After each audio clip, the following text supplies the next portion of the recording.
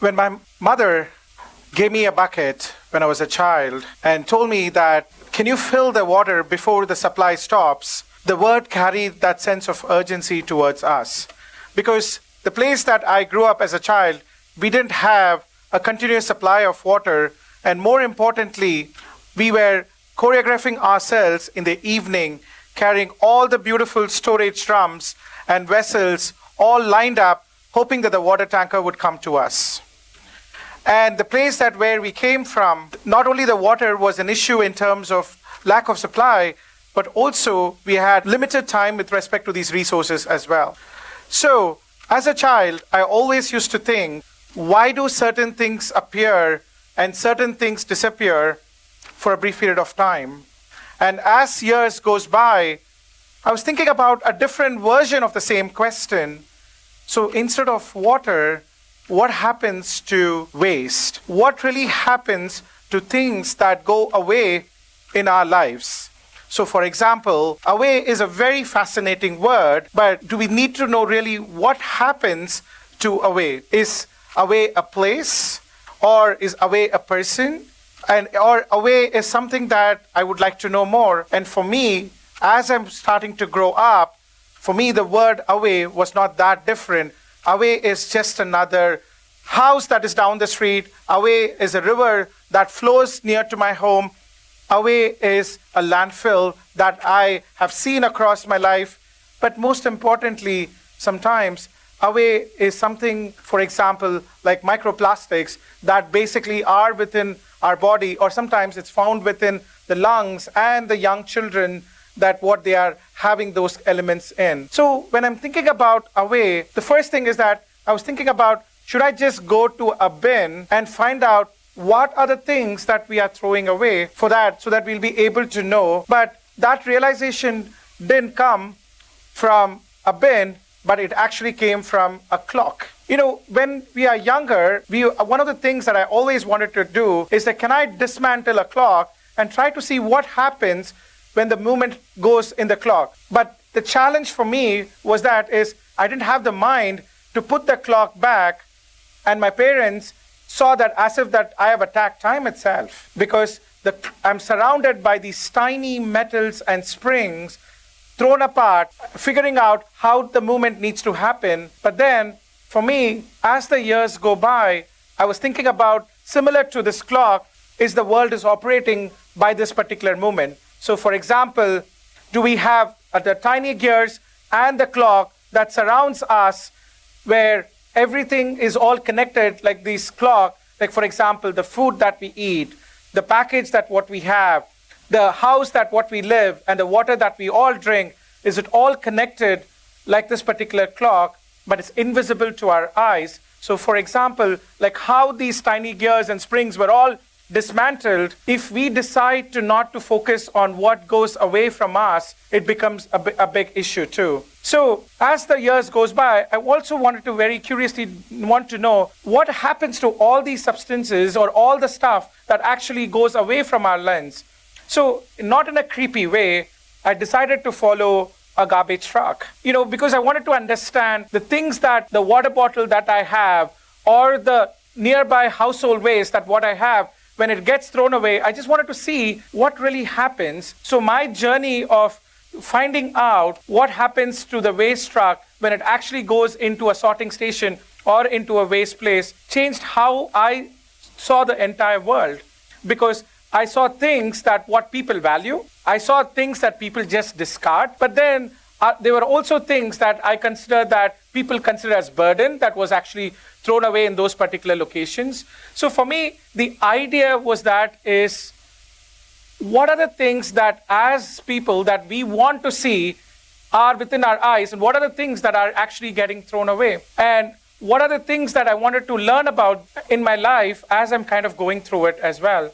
So I thought okay, let me talk about or learn about sustainability, or in a simple words, how do I care about the environment that I want to live, or what the future generation needs to live? And then I started to learn about sustainability.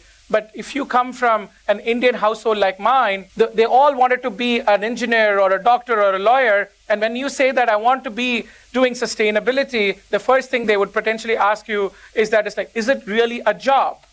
Is it something that people stand for the unemployment in a very vociferous way, saying that I don't have anything to offer?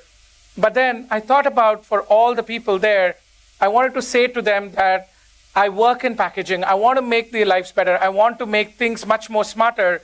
And I want to find a solution to Away. So that's my journey, to kind of focus upon Away. So to kind of really set the moment, the first thing what we wanted to really learn about is the packaging itself. There are hundreds and millions of packaging that we generate. Like, for example, around here, we have a lot of water bottles, we have a lot of things that surrounds us as well. But only a certain portion actually gets to be what I call recycled or made into something that is very useful. If you really want to know a very quantitative number, less than 9% of the waste that is actually gets completely recycled for the entire world. So which is a very alarming statistics. So the way that how things are set up for us, it's really about how do I use the product, how do I throw the product and discard it. The whole design of how the packaging or even the products are designed is only during the beginning phase of the product. I want to make the package look amazingly beautiful, but have you ever designed for a package that actually goes off once we finish using that particular product?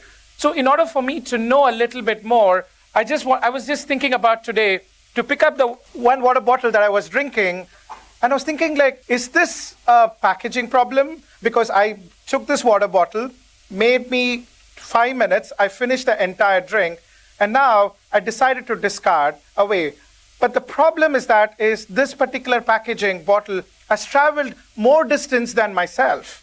So for example, it took a plastic pellet from somewhere in the deeper parts of India. They made this particular product into a plastic bottle. It's got shipped to different locations.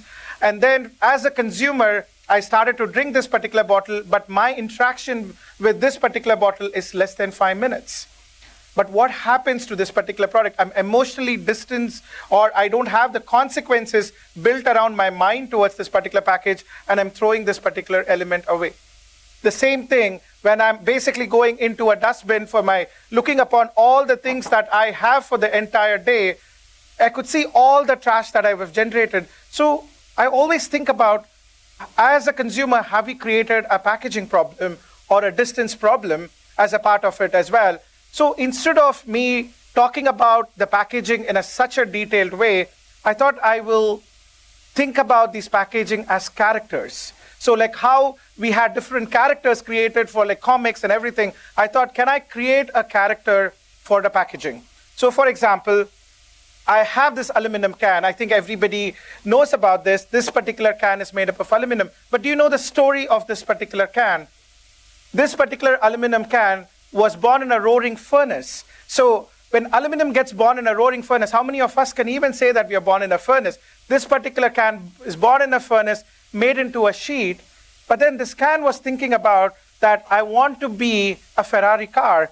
Here is this roll sheet dreaming to be a Ferrari car. But the next day when the can wakes up, he basically becomes a can that actually stores as a food or a drink to a particular store, whereas a consumer can deal with it. But then what happens is if this particular can doesn't even get picked up in a retail store, it ends up in a food bank. And in the food bank, you get a single mom with 2 kids pick up this particular can, and they use this for their food for a long period of time. But then the can decides that, can I be a particular use back again to this family instead of becoming a Ferrari car, making sure that that particular mom decides to put it in the right bin. This particular can represents what we call a practical hope, that hoping that as a consumer that we can put it in the right place so that there is a purpose and there is a journey for this particular can as well. So the same thing is for what I call it is a water bottle. I call this as, let's say, a pet. So, pet, she is a very lightweight. She's extremely convenient. She's very flamboyant. But the moment I throw this particular pet bottle into the bin, you consider her as a litter. Her only choice as a PET bottle or a PET bottle is that she could have been a carpet, she could have been another water bottle, or she could have been another product that I could make this particular dress again. But here she is, discarded, and doesn't have a choice to made into another material again. So I can keep on going across the stories of all the materials where there is a choice that what we can become. But the most important thing for me is not about this can or this particular bottle that ends up in a litter. It's really about, the story is about Sarah. Sarah for me is a practical manifestation of what I call the sustainability beliefs are. So 8 years ago, I had a chance to meet with Sarah, where she is the worker who takes all the waste that we discard from this particular bin, sorts it out, and tries to create an economic value out of it. There are millions of Sarahs around the world who would have what we call no access to healthcare, no access to any sort of an equity, but they try to move the world into a space where we could be devoid of any sort of consequences. So my conversations with Sarah was very much oriented towards what do you really do? How do you sort it out? What is your daily life going to be? But the most resonating statement that she left with me was the things that people like us don't want to see in the system is where she lives there. She is the one who lives in the waste system. She is the one that deals with the system because we don't want to face the consequences of it as well. So now, packaging is not about materials. Packaging is not about dealing with the science and the physics of it. Now, packaging is really about that human relationship. Packaging here represents a human who wants to make sure that we can make better designs so that she can get the best value for the product. She is the person who wants to make sure that she can sort out the waste in the most responsible way so that we will be able to create a very positive influence for the world where we live in as well. So for me, what Sarah has taught me is that it's not about the spreadsheets of the world and creating the corporate policies and documents. She taught in a very simple word, there is a human in the system, and this particular human needs to be respected, and we need to not only make a design that is not only beautiful, but also we need to care about that particular end. So instead of treating somewhere that I want to throw this particular package, it's really recognizing that particular element. So to kind of put together all the stories and everything together, I have a very simple framework that I brought in today. It's kind of what I've been talking about, these materials, I've been talking about this relationship in a much more simpler framework. So for example, S, it's really seeing that story, right? Like for example, you saw about the materials, you saw about my journey, you saw about the roles of what people in Sarah are. So it's really seeing the problem, because once we have that recognition of seeing the problem, it becomes a better value for us as a part of it. H is humanizing the story. Here in this particular case, we saw materials, but then there is a human behind it. If you walk down today this aisle, or when you walk down today down your floors, you will see the person who sorts it out. There is a story behind that particular thing. I is really interrogating the easy. Today, we live in the world of easiness. If I want to get something, I get something within 15 minutes. But when I get something within the 15 minutes, the ease of unpacking a package and ease of making sure that it's all convenient, but we forget all the inconvenience after I start to use that particular element. F is basically following the story. It's really for us to understand what is our role in this particular story. As a consumer, what do we do something that's different than what I've done before as well?